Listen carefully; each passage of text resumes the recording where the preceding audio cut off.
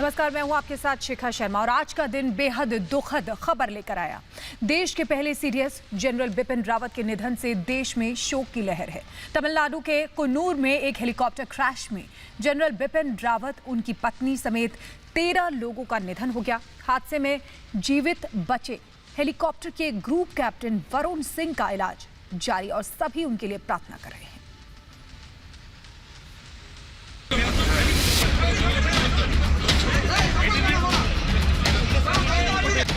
तमिलनाडु के कुन्नूर के पास भारतीय वायुसेना का एक हेलीकॉप्टर क्रैश हो गया। हेलीकॉप्टर क्रैश में सीडीएस जनरल बिपिन रावत, उनकी पत्नी मधुलिका समेत 13 लोगों की मौत हो गई।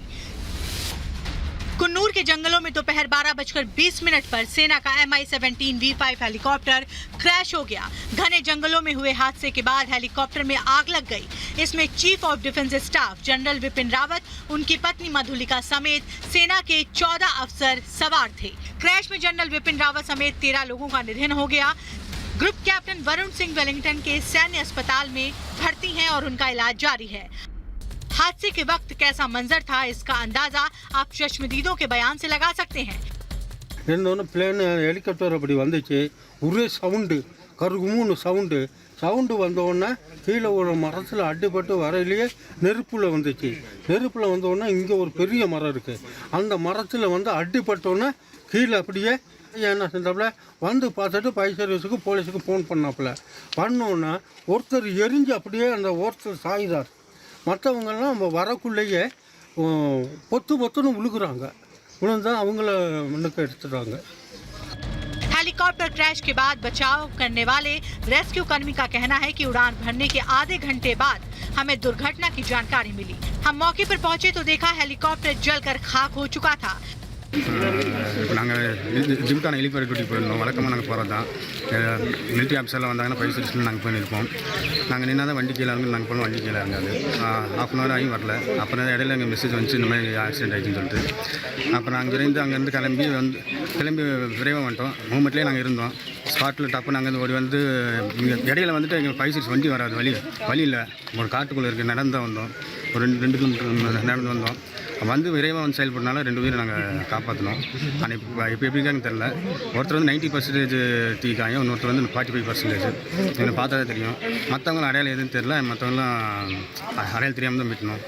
இது வரைக்கும் எத்தனை பாடி எடுத்துருக்கீங்க? இது வரைக்கும் 12 பாடி, 2 உயிரோடு எடுத்துட்டோம்। हेलीकॉप्टर क्रैश की खबर मिलने के बाद से सेना से लेकर सरकार पूरी तरह से सक्रिय हो गई। आर्मी चीफ ने घटना की जानकारी रक्षा मंत्री राजनाथ सिंह को दी। रक्षा मंत्री ने घटना की विस्तृत जानकारी पीएम मोदी को दी। कैबिनेट की आपात बैठक हुई। रक्षा मंत्री राजनाथ सिंह सीडीएस बिपिन रावत के घर पहुंचे और उनके परिजनों को घटना की जानकारी दी। सेना अध्यक्ष MM नरवणे भी सीडीएस के घर पहुंचे और परिवार से मुलाकात की। शाम 6:40 पर सीसीए की बैठक में जनरल बिपिन रावत को श्रद्धांजलि दी गई।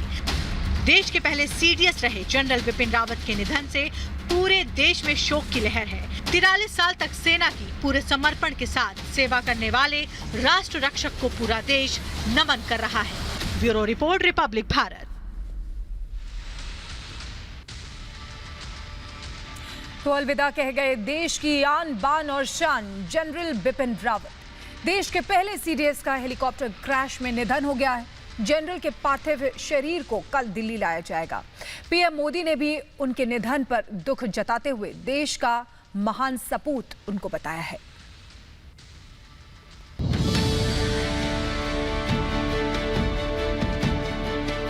हेलीकॉप्टर हादसे में देश के पहले सीडीएस जनरल बिपिन रावत का निधन हो गया। तमिलनाडु के कुन्नूर में जनरल बिपिन रावत को ले जा रहा भारतीय वायुसेना का हेलीकॉप्टर क्रैश हो गया। हेलीकॉप्टर क्रैश के बाद जनरल रावत गंभीर हालत में अस्पताल में भर्ती कराए गए, जहां उन्होंने जिंदगी को अलविदा कह दिया। हादसे के वक्त बिपिन रावत समेत 14 लोग हेलीकॉप्टर में सवार थे। वायुसेना ने ट्वीट कर जानकारी देते हुए कहा, 14 में से 13 लोगों की मौत हो गई है। ग्रुप कैप्टन वरुण सिंह का इलाज चल रहा है। हेलीकॉप्टर सुलूर से वेलिंगटन के लिए उड़ा था और कुछ ही देर बाद क्रैश हो गया। जनरल के निधन पर प्रधानमंत्री नरेंद्र मोदी ने दुख जताया। पीएम मोदी ने ट्वीट कर कहा, जनरल बिपिन रावत एक उत्कृष्ट सैनिक थे, एक सच्चे देशभक्त, सशस्त्र बलों, सुरक्षा तंत्र के आधुनिकीकरण में अहम योगदान, सामरिक मामलों पर दृष्टिकोण असाधारण था। उनके निधन से मुझे गहरा दुख पहुंचा है। ओम शांति। राष्ट्रपति रामनाथ कोविंद ने भी जनरल के निधन पर दुख जताते हुए कहा कि निधन की खबर सुनकर गहरा दुख हुआ। देश ने बहादुर बेटा खो दिया है। 4 दशकों तक देश की निस्वार्थ भाव से सेवा की। उनके परिवार के प्रति मेरी संवेदनाएं हैं। जनरल बिपिन रावत के निधन पर रक्षा मंत्री राजनाथ सिंह कल संसद में बयान देंगे। उससे पहले राजनाथ सिंह ने निधन पर दुख जताते हुए ट्वीट किया। तमिलनाडु में आज बेहद दुर्भाग्यपूर्ण हेलीकॉप्टर दुर्घटना में सीडीएस जनरल बिपिन रावत, उनकी पत्नी और 11 अन्य सशस्त्र बलों के जवानों के आकस्मिक निधन से गहरा दुख हुआ। जनरल रावत को पूर्वी सेक्टर में एलओसी, कश्मीर घाटी और पूर्वोत्तर में काम करने का लंबा अनुभव था। अशांत इलाकों में काम करने के अनुभव को देखते हुए मोदी सरकार ने दिसंबर 2016 में जनरल रावत को 2 वरिष्ठ अफसरों पर तरजीह देते हुए आर्मी चीफ बनाया था। 31 दिसंबर 2019 को रिटायर होने के बाद देश के पहले चीफ ऑफ डिफेंस स्टाफ बने थे। गृह मंत्री अमित शाह ने दुख जताते हुए कहा कि देश के लिए एक बहुत ही दुखद दिन है। हमने अपने सीडीएस जनरल बिपिन रावत जी को एक बहुत ही दुखद दुर्घटना में खो दिया है।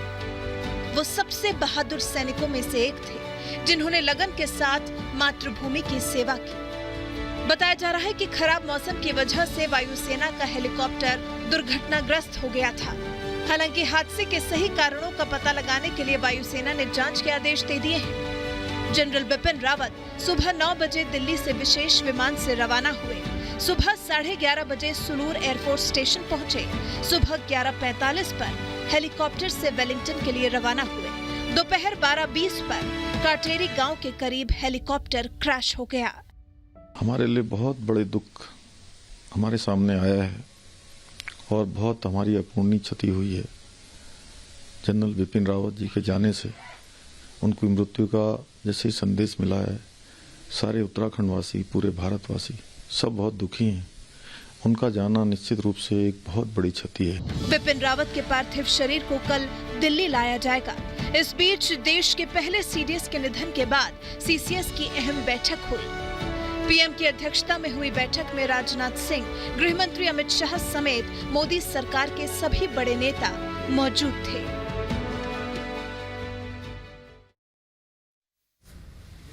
और अब आपको बताते हैं कि सेना को 43 साल देने वाले जनरल बिपिन रावत देश के लिए इतने अहम क्यों थे। जनरल बिपिन रावत ने सर्जिकल स्ट्राइक में अहम भूमिका निभाई थी। पाकिस्तान को मुंह तोड़ जवाब दिया था।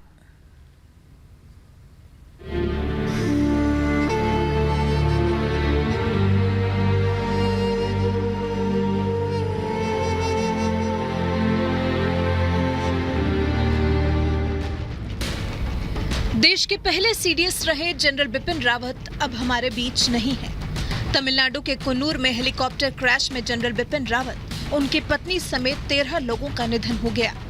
अब आपको बताते हैं कि जनरल बिपिन रावत देश के लिए कितने अहम थे। बिपिन रावत को आर्मी में ऊंचाई पर जंग लड़ने और काउंटर इंसर्जेंसी ऑपरेशन यानी जवाबी कार्रवाई के एक्सपर्ट के तौर पर जाना जाता था। 2016 में उरी में सेना के कैंप पर हुए आतंकी हमले के बाद जनरल बिपिन रावत के नेतृत्व में 29 सितंबर 2016 को पाकिस्तान में बसे आतंकी शिविरों को ध्वस्त करने के लिए सर्जिकल स्ट्राइक की गई, जिसको बिपिन रावत ने ट्रेंड पैरा कमांडो के माध्यम से अंजाम दिया था। आर्मी सर्विस के दौरान उन्होंने एलओसी, चीन बॉर्डर और नॉर्थ ईस्ट में एक लंबा वक्त गुजारा। बिपिन रावत ने कश्मीर घाटी में पहले नेशनल राइफल्स में ब्रिगेडियर और बाद में मेजर जनरल के तौर पर इन्फेंट्री डिवीजन की कमान संभाली। साउथ कमांड की कमान संभालते हुए उन्होंने पाकिस्तान से सटी पश्चिमी सीमा पर मैकेनाइज्ड वॉरफेयर के साथ-साथ एयरफोर्स और नेवी के साथ बेहतर तालमेल बैठाया। बिपिन रावत को इंडियन मिलिट्री एकेडमी में स्वॉर्ड ऑफ ऑनर से सम्मानित किया गया था। जनरल बिपिन रावत देश के 27वें सेनाध्यक्ष रहे तो देश के पहले सीडीएस बनने का गौरव भी उन्हें ही हासिल हुआ।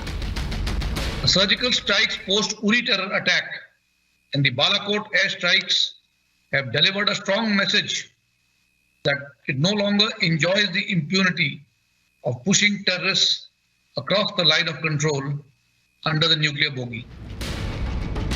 जनरल बिपिन रावत ने 43 साल तक सेना को अपनी अमूल्य सेवाएं दी।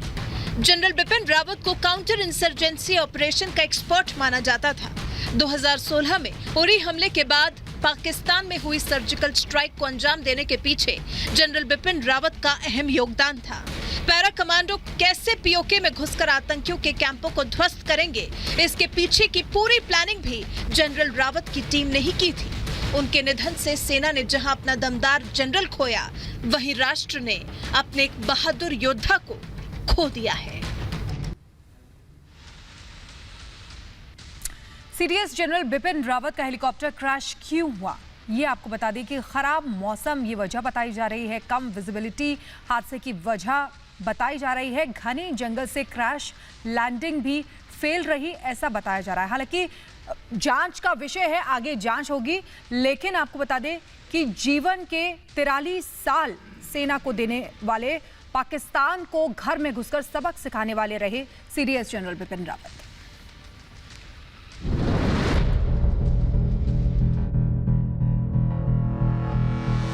जितने भी हमारे जवान हैं, हमारे ओहदेदार हैं, वो सब मिलकर इंडियन आर्मी कहलाते हैं।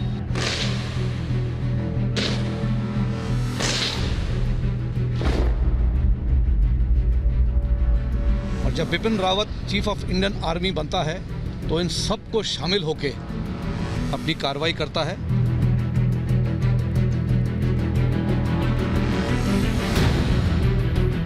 जीवन के 43 साल सेना को देने वाले, पाकिस्तान को घर में घुसकर सबक सिखाने वाले, गोरखा रेजिमेंट से शुरुआत कर देश के पहले रक्षा प्रमुख तक के पद पर पहुंचने वाले जनरल बिपिन रावत हमें असमय छोड़कर चले गए।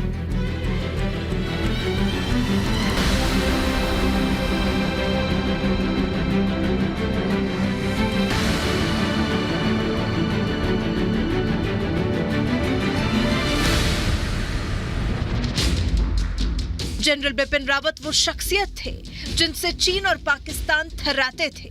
साल 2016 में अपनी रणनीति से जनरल बिपिन रावत ने पाकिस्तान को ऐसा सबक सिखाया था कि आज भी पाकिस्तान उनके नाम से कांपता है। तो हमें नहीं लगता कि इस तरह की कार्रवाई पहली बात पाकिस्तान हिम्मत करेगा, क्योंकि नतीजा वो देख चुका है। तो इससे मैं आपको साफ कह सकता हूँ, इस तरह की कार्रवाई कभी पाकिस्तान हमारे साथ करने की कोशिश करेगा। जनरल बिपिन रावत आज भी अपना फर्ज निभा रहे थे, भारत मां की सेवा में लगे हुए थे। जनरल रावत सेना की अगली कड़ी तैयार कर रहे थे। आज वो वेलिंगटन के डिफेंस सर्विसेज स्टाफ कॉलेज में लेक्चर देने निकले थे, जहां युवा सेना के लिए तैयार होते हैं। जनरल बिपिन रावत उन्हें देशभक्ति का पाठ पढ़ाने और मार्गदर्शन करने के लिए गए थे, लेकिन दुर्भाग्य से वो वहां पहुंचने से पहले ही हमें छोड़कर चले गए।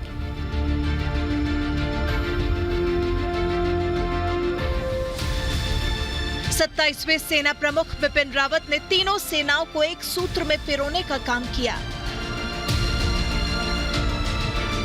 ये उनकी ही मेहनत थी कि उन्होंने ऐसा प्रयास किया जिससे जरूरत पड़ने पर सेना के तीनों अंग एक साथ एक कड़ी बनकर तालमेल से दुश्मन का सामना कर सके। इसके बाद ही सीडीएस के पद की शुरुआत हुई और जनरल बिपिन रावत देश के पहले सीडीएस बने।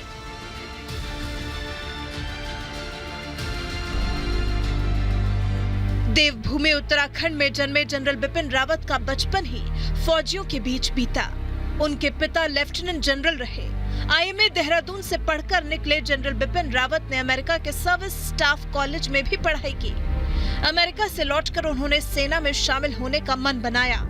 उन्हें पहली सफलता 1978 में मिली, जब उन्हें गोरखा राइफल्स की 5वीं बटालियन में शामिल किया गया।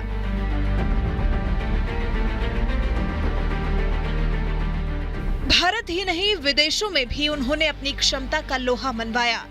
वो कांगो के यूएन मिशन के भागीदार थे।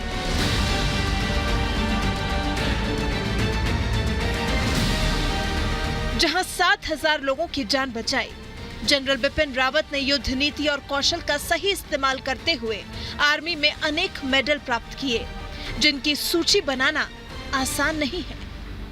उन्हें उनकी उत्कृष्ट सेवाओं के लिए कई वीरता और अति विशिष्ट सेवा पदकों से सम्मानित किया गया।